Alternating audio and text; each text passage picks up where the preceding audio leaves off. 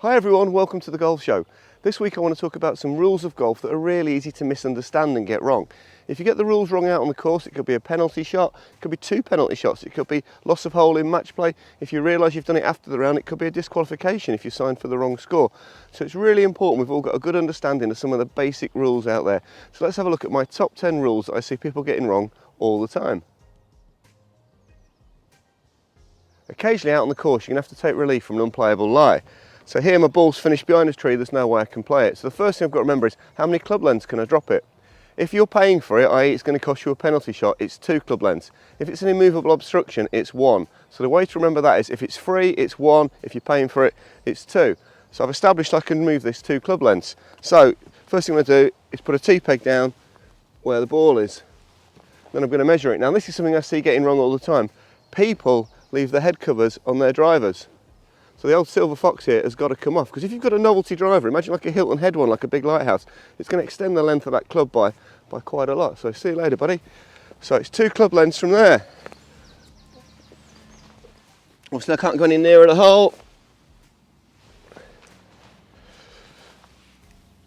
And I've got to drop the ball within those club lengths. And I'm back in play.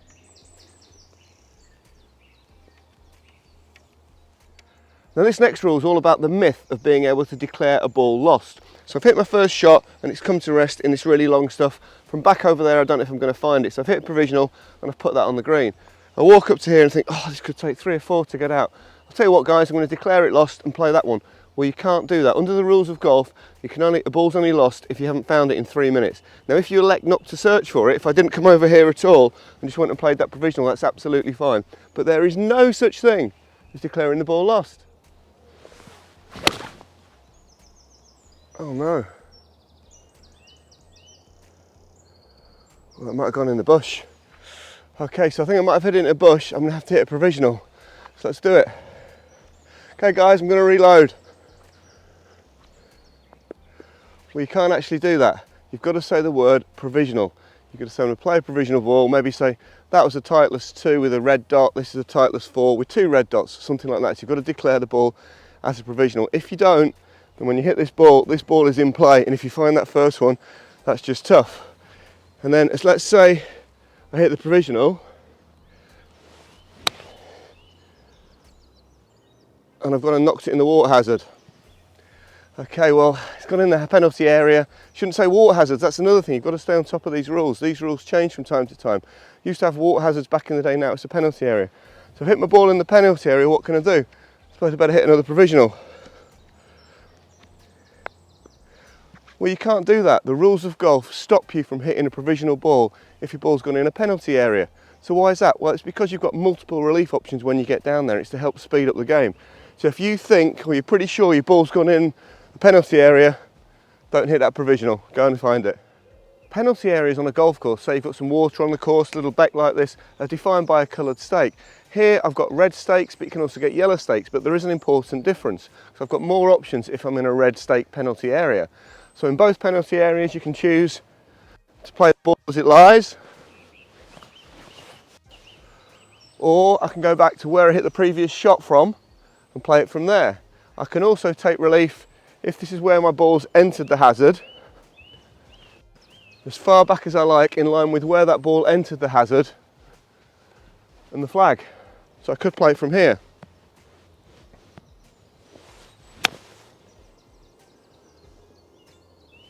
That's not bad without breakfast. But in a red penalty area I get one extra option. I can also take the lateral rule of relief, which gives me 2 club lengths. So I'd have to work out the edge of the penalty area, they're not always defined by a line, and I could go back 2 club lengths and drop within there if I wanted to. Not ideal here, but that is an option. So in a red penalty area you've got one more option than if you're in a yellow penalty area. Okay, so I found a ball, but I'm not sure if it's mine. I can't really see from where it's lying. So if you're going to inspect your ball, put something down to mark where it is. Be very careful, pick it up as soon as you can identify that's your ball, that's my Titleist 3, put it back in exactly as it was. You're not allowed to clean it, but if you're going to inspect a ball, put a marker down first. Another rule I see people getting wrong is what happens if your shot is blocked out by a marker post. So say I'm playing from here, can't play that shot. If it's a red or a yellow marker post, you're allowed to remove it, play your shot, put it back.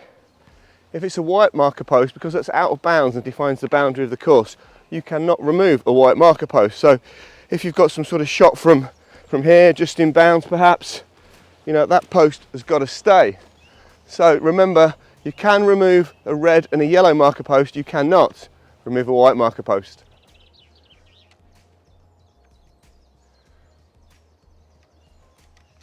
Out of bounds on a golf course is generally shown by either white marker posts like these or a white line on a course.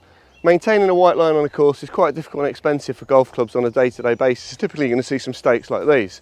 So what you've got to do, if your ball comes and lands near an out of bound post, like mine here is half on, half level with the out of bounds, you've got to check it in line with the next post. But if there was a white line, for example, let's say half my ball would be on the line and half would be on the course. Well, that's absolutely fine. As long as part of your ball is touching the course, you're not OB. My ball's come to rest just short of this green, but I think I want to put that. So as I'm preparing to take my shot, I've noticed there are 2 pitch marks in my way. One on the green, just there, and one on the apron, just there. So what are my options? As my ball is off the green, I can't do the same thing for both of these. So pitch marks on the green can be repaired at any time. But because I'm off the green, this pitch mark off the green, I can't repair it until after I've played my shot, because it's improving where I'm going to play my shot. So it might mean I have to chip it or use a 7-iron, but that's just the rules of golf. You can't improve pitch marks off the green until you've played your shot. So I finally got my ball onto the green, and as I'm preparing to take my putt, I accidentally move it. Well, what are my options? Is that a penalty shot? Not anymore, because I'm on the green. So I can replace that ball to where it was with no penalty stroke. Also, if I've got a coin marker behind the ball, and as I'm cleaning my ball, maybe I drop it and it hits the coin marker and the coin marker moves, that's not a penalty shot anymore. Now, it used to be. Ian Poulter famously got penalised for that in a playoff in Dubai against Robert Carlson, which cost him the playoff. So if you've done it by accident and you're on the green, whether your ball marker moves or your ball moves, you can put it back and there's no penalty. Okay, so I'd love it for you to get in the comments below, please. Do you make any of those mistakes? Did you know all of those rules? Is there something you've been doing wrong for 10 or 20 years perhaps?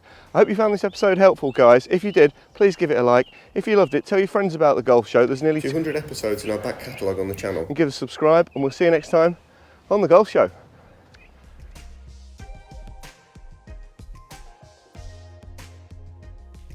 I hope you enjoyed that episode of The Golf Show. To watch another, click here. To subscribe, click here.